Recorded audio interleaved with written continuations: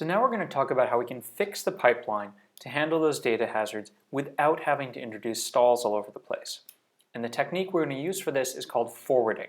We're going to forward the data in the pipeline so we don't have to stall. So there are two types of data hazards that we're going to run into. The first one occurs when the data is ready, but it's not where we expect it. The second one occurs when the data is not yet ready. So for the first type, where the data is ready, the results might be somewhere else.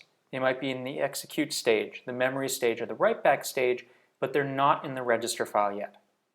In the case when data is not ready, it's because the results are being calculated now, or they're going to be calculated in a later cycle. So if we look at these two types of data hazards, we can't really do much for the one where the data isn't ready yet, because we can't predict the future. We don't know what the result's going to be. But for the one where the data is not where we expect it, here we have an opportunity to do something. We can move the data from wherever it is, and we can move it to where we want it, instead of waiting. And that's what forwarding is, and that's what we're going to talk about. So when I say we can't really predict the future, well, take a look in the next lecture, and you'll see how we actually are going to try and predict the future to solve some of these problems. So now let's talk about forwarding.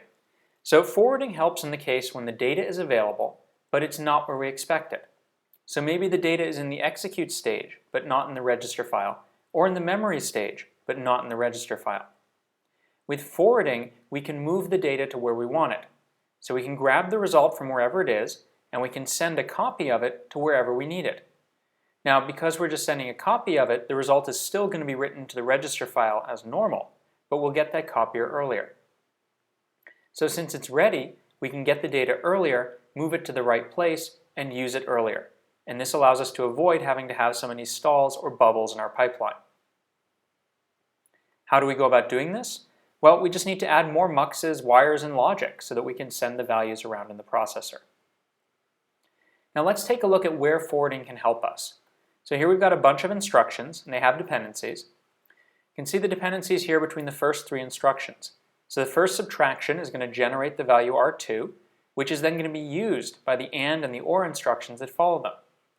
Now if we look at what happens in the pipeline here, we can see where we need to forward.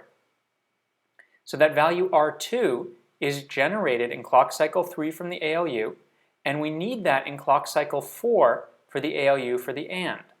So if we can forward from the ALU in the previous instruction to the ALU in the next one, we can avoid having to put in any bubbles. This data is available, it's just not where we expect it. It's not in the register file when we need it. Now let's take a look at the OR instruction. So the OR instruction is the same sort of thing. The data for the OR instruction is available, it's ready, it's sitting there at the end of the memory pipeline stage, but we need to forward it from the memory pipeline stage to the ALU. So if we can forward this R2 value from the memory stage for the subtraction instruction to the execute stage for the OR instruction, we don't need to delay the execution. What about the rest of the instructions? Well, for the other instructions, we don't have to worry about it, because by clock cycle 5, we've already written the value into the register file, and for the add and store word instructions, we can now access it directly through the register file. So those are taken care of. But what forwarding helps us here is it helps us so that we don't need to put in stalls for the AND and OR instructions. And that's because the data is already available, it's just not where we expect it. So let's talk about how we actually build this forwarding. Here's our pipeline, and we're going to put in the lines we need for forwarding. So to do that, we're going to need to add another mux to our ALU. This mux up here is going to allow us to choose either the forwarding input or the register input to the ALU. The first forwarding path is here, and this forwarding path is going to forward data from the EX stage of the previous instruction to the EX stage of the current instruction. We then have another forwarding path here, and this forwards from the memory stage of 2 instructions before to the current instruction. In addition to these forwarding paths, we have the regular paths from the register file, and we're going to need some control logic to decide which ones of these paths we choose. So here's our control logic. The control logic is going to look at these destination registers that are coming, the source registers that are coming out in the EX stage, and it's going to look at the destination register from the memory stage and from the write-back stage. So this tells us which sources we need, and these over here tell us which results the memory stage has and which result the execute stage just produced. From this information, the forwarding logic can choose which path it uses. Do we forward data from the EX stage or the MEM stage, or do we use data directly from the register file? So a question here, why is the memory stage forwarding data, the data from the MEM stage coming from the write-back stage? Well, the answer here is that the data from the MEM stage is in the pipeline register right before the write-back stage. We wrote it into this pipeline register at the end of the stage. So if we want to forward that data, we need to take it out of that pipeline register. So what did forwarding do for us?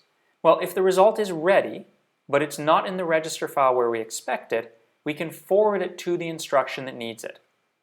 We do this by looking at the destinations of the data in the memory and write-back stages, and we look to see if the instruction in the execute stage needs that data as a source. If it does, we can then forward the data. How did we do this?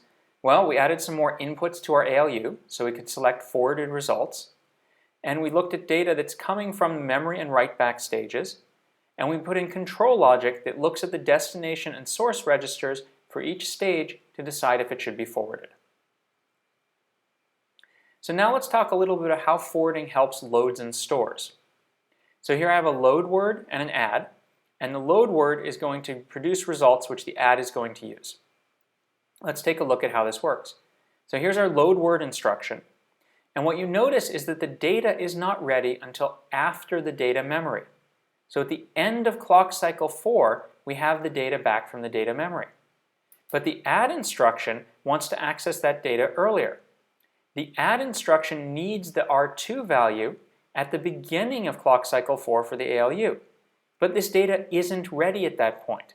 It's going to be available in the future. At the end of clock cycle 4, it's not ready at the beginning of clock cycle 4.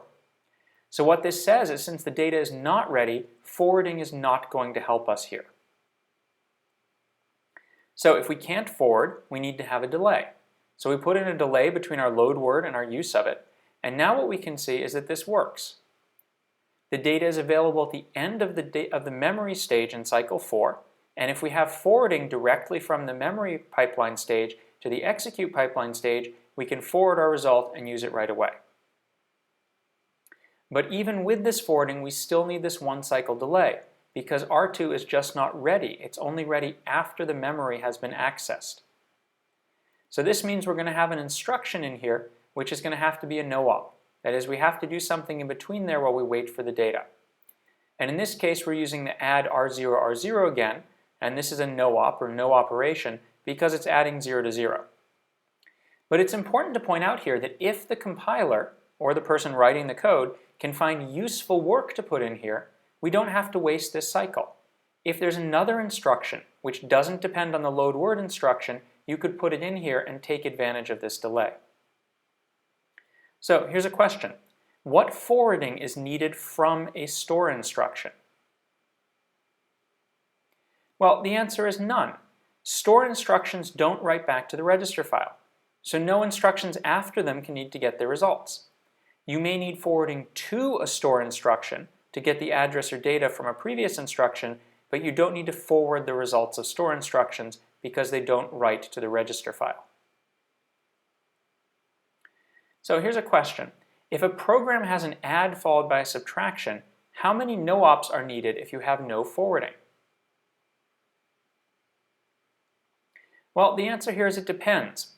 If the sub instruction uses the result of the add instruction, as on the left, it's dependent, and then we need to have 2 no-ops. If they're not dependent on each other, then you don't need to have any no-ops. Question. If a program has 10% loads and stores, and half of the load delay slots can be filled with useful work, what is the expected instructions per cycle? And this is the baseline IPC of 1.0 with no load delay slots. Well, you'd expect an IPC here of 0.95. So 10% of the time we're going to have to execute a no-op for the load delay slot, but half the time we can use that. That means 5% of the time we're going to execute a no-op, which is not useful work. So 5% of the time we're not going to do useful work, and we'll have a 5% performance reduction, or we'll run at 95% of the performance before, or an instruction per cycle of 0.95. Take a look at the code below here.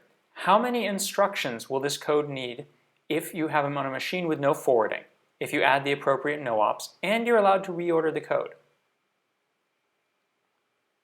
Well, it's going to take 4 instructions. So we need to put 2 no-ops between the first add and between the load word, but we can move the second add up in between them, so we can use one of those no-ops for something useful. So we have to add one extra no-op for a total of 4 cycles.